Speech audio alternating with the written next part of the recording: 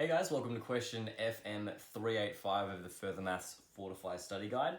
This question reads, the point 48 lies on the graph of y equals k times x to the n, as shown below. So we're shown this graph here, and then we're told that another graph that represents this relationship between y and x could be, and we're given 5 options. So the way we're going to figure out this question is basically by figuring out what the constant is in each of these other equations, which we can do using the graphs. And then we're going to plug that constant back into our original formula and see if it works in conjunction with this guy here, with these values, I should say, of these coordinates, and that'll tell us which one of these could also represent the same graph, or at least could. This is the idea, I guess. So now we immediately discount option A. So A isn't our answer, and the reason for that is that we're showing pretty clearly that this is a non-linear graph. So since option A only gives us y as compared to x and shows a straight line, we're going to immediately know that that can't be a graph that also describes this relationship here, because we can quite clearly see that this is non-linear and option A is linear. So A's off the table. Option B, we're given the coordinate 4, 1 on an axis that compares y to x squared. So to figure out what k is, we simply divide both sides by 4 to get 1 over 4 is equal to k. Now what we're going to do is put that k value back into our original equation here using our original coordinates. So in replacement of y, we're going to put our 8.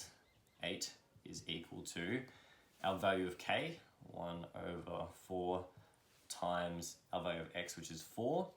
And what we're going to put in for n is actually the power that is associated with the x value in that graph. So since we're looking at y versus x squared, we're going to take that little 2 that's up there and drop that in next to our 4 here.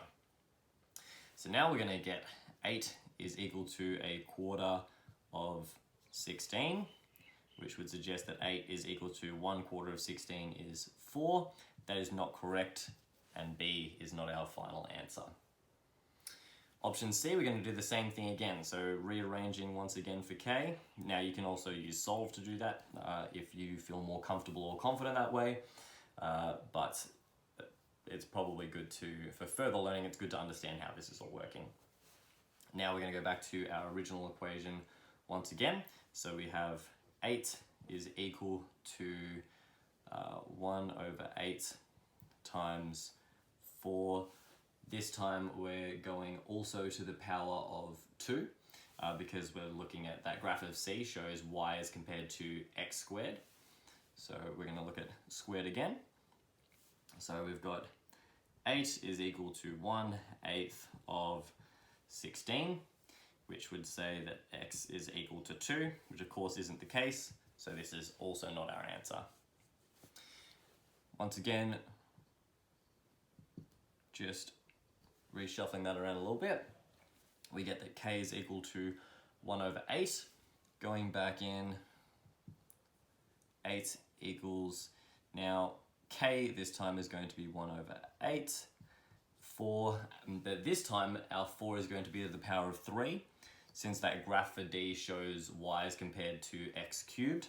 So our n value is going to be 3, which means that we're going to end up with 8 equals 1/8 of 64, which shows that 8 is equal to 8, which is true. D is likely our correct answer, but if we have enough time, we're going to double check. Over here we've got 1 over 4 is equal to k. Putting that back into our original equation, 1 over 4 times 4 to the power of 3. 8 equals 1/4 of 64, and 8 does not equal 16, meaning that D is our correct answer, and that's it. If you guys have any questions about this, please drop them in the comments below. Otherwise, I will see you in the next video.